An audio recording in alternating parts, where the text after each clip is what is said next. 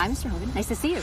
Nice to be here. In person. Thanks very much for absolutely. making the time. I read with interest your statement in advance of the convention where you highlighted some of the issues like conversion therapy and abortion that will be debated. And I have to say, I read it and I got very like Trudeau-era vibes where there was a real effort to characterize the party as such to kind of scare off voters. Why did you feel you need to do that? Yeah, fair ball. I think that when we have such big things going on, when we're talking about our relationship with the United States, when we're talking about all of these macro issues, sometimes we forget the general thrust of politics. And so much of governing is dealing with those issues as they come up. And we do need to look at the parties as they're pulling forward these policies and understanding where's the heart of this party right now, where's the soul, and also what's the leader going to say about it, because parties are going to do what parties are going to do, but leaders get to react to it too. So, and I think it's fair game to, and we as journalists should be scrutinizing the types of policies that put forward. We have in pretty much every instance. But I also say, like I've covered Aaron O'Toole's leadership, Andrew Scheer's leadership, they were far less definitive on how they would govern in those instances around those issues than Mr. Poilievre has. To be fair to him, he's not up there talking about abortion, talking about conversion therapy. He's very much focused on the exact same issue set that your government is talking about. So is your criticism in this instance fair? I think so, because I think ultimately parties are more than one person, and we all know that there is a leadership review that's happening right now. I strongly suspect Pierre Poilievre will be the leader after tonight. I think he's going to win by a huge majority. But if he's not, there is an organization there, and that organization is still responsible to Canadians. It's still responsive to Canadians, and we need to know where the Conservative Party is at this point. But almost more than 8 million people voted for the Conservatives in the last election. The divide between your party and them is just over 400,000 people. Pretty close. Is it at this time where your party constantly talks about the crisis we face, national unity being a central issue, is this the time to try and, label them as kind of, outside the realm of important stuff and scare people off from voting for them? Like, isn't that politics of division at a time when your party is lecturing the rest of us not to do so? Look, I think that we have a House of Commons that's not operating very well right now. There's a lot of obstruction. There are speeches in the House about working together, but we're having difficulty with committees. We're having difficulty with bills. A lot of this is driven by fundamentally having different value sets. And I think we do need to call that out. Is that the major issue of the day? I'm not sure. I think that our relationship with the world probably is. What we want Canada to do on the world stage probably is. But there has to be a time to talk about domestic politics too, and I think it is fair to say that the Conservative Party has been flirting with some strange domestic politics over the years. So I want to pick up on kind of those bigger issues, and in particular the criticism that I've heard as I've heard different speakers speak here of your government. I'm sure you're familiar with it. It's sort of a theme that's emerged from recent leader comments as well, that the rhetoric is there, but there's a gap between rhetoric and reality, in particular on resource development, and that's obviously the Parliamentary Secretary to the Minister of Natural Resources.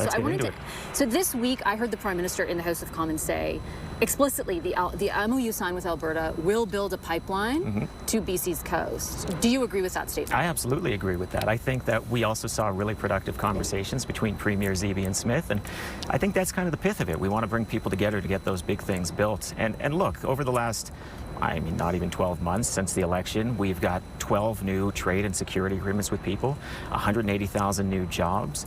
Wages have grown faster than inflation every month that Mark Carney's been Prime Minister. I think there's a lot that you can point to as really concrete, tangible outcomes from this government. And I understand opposition's got to oppose. They got to identify the things where they're going to dig in. But I think the record speaks for itself, and we're just getting started. In this case, I think what informs the opposition to the idea that that pipeline actually will get built is the record of your party prior to the Prime Minister assuming office. And to be fair, some of the comments from some of your colleagues even since assuming office. So I'll point to an example I'm very familiar with. Minister Robertson, who I had on our show, who was, dead set as mayor of Vancouver against the construction of TMX. I asked him no less than 4 times if he agreed with just the wording of the MOU around an exemption to the tanker ban, and he could not say unequivocally that he would.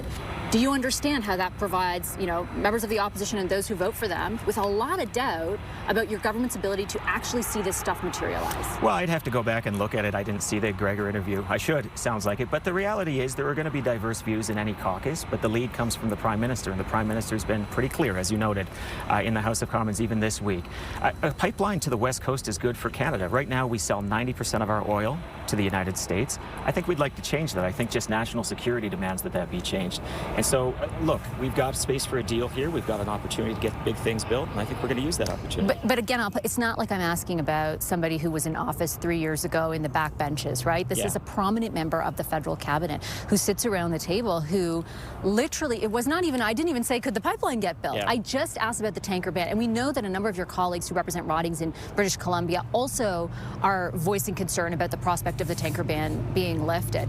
How can Canadians have confidence that that kind of pushback, which dominated during the Trudeau era, will not materialize through whatever you guys do? Well, fair ball, but there's a diverse view in caucus and there's diverse views in the House of Commons, and the House of Commons is solidly in support of building such a pipeline, and I think that matters a great deal. Canadians are also very supportive of building a pipeline, and I think we've got to acknowledge that the last time a major pipeline to Tidewater was built was by a Liberal government. It was the Trans Mountain expansion. It's what gave us that 10% to foreign markets instead of being entirely tied into the U.S. And it's not as though that was a universally supported thing within the Trudeau government, but it got done, and it got done because the Prime Minister of the day supported it. The Prime Minister of the day today supports a pipeline to the West Coast. You're totally right to point out TMX and the federal government's ownership. There was another pipeline, though, Northern Gateway, right, which would have been more similar to whatever is being pitched right now, that faced a different kind of opposition because of where it would be located and the potential involvement of coastal First Nations. That's the opposition that's being, voiced today as well. It was the Trudeau government that decided not to appeal the court decision that effectively killed Northern Gateway. Again, you see where I'm getting, it's like, I know what you're saying, I know your record on it, but it's not the same for so many people who sit in your caucus, and I think that does create doubt. Well, I don't know about so many. I think that if we were going to do a whip count on it, you'd see an overwhelming majority in support of the MOU. But here's what it gets down to. The Prime Minister acknowledges the value of this. Premier Eby has said he could support a pipeline depending on the route, maybe not to a northern route. Premier Smith has said she's willing to, find Indigenous economic reconciliation as a major component of it, social justice as a major component of it, carbon action as a major component of it. I think we're in build mode in this country, and I think the premiers are looking to get things done, not looking at ways they can block each other. There's some interesting recent analysis from the parliamentary budget officer, whom I know your party is not the biggest fan of at this moment, but it's just around some measures in the budget that speak to what you're talking about, right? This idea that your party keeps, and your government keeps telling Canadians, like, we're building bigger than ever. He analyzed the amount of investment in the budget that was supposed to lead to $1 trillion of additional investment over 5 years, and found that just 15% of it is new. So I'll again kind of respectfully challenge the idea, I think, that I'm hearing in here, which is, rhetoric doesn't necessarily match reality. So we're doing all this new stuff that will create this new development. The parliamentary budget officer says 85% of it was already in the works.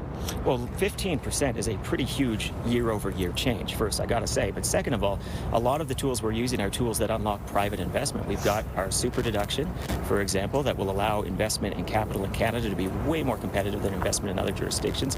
We've looked at ways that we can get R&D credits flowing more quickly and encouraging that kind of investment in the country. And of course, we want to have multiplier effects where we're also directing with Build Canada that these things are coming from Canadian companies. So, look, A, 15%, pretty big. B, it's also designed to unlock. But does 15% match the way in which the Prime Minister is telling Canadians, many of whom are here, like, look at all this stuff that's going to happen? Like, that's not, a lot of it, to give credit to the former Prime Minister, was already in the works. Well, I think the proof will be in the pudding, and we're already seeing a lot of positive investment signals. We're seeing encouraging words from people who are saying things like, this is probably the best time to invest in Canada they've seen in a while. We've seen that we're second in the G7 in terms of growth. Like, ultimately, we're creating jobs, we're creating economic activity, we're diversifying trade. These things are working. There's a lot more work to do to make sure those benefits are felt broadly by Canadians, but it's happening. We're going to leave it on that note. Thank you so much, Mr. Hogan. I appreciate your time today. Thank you.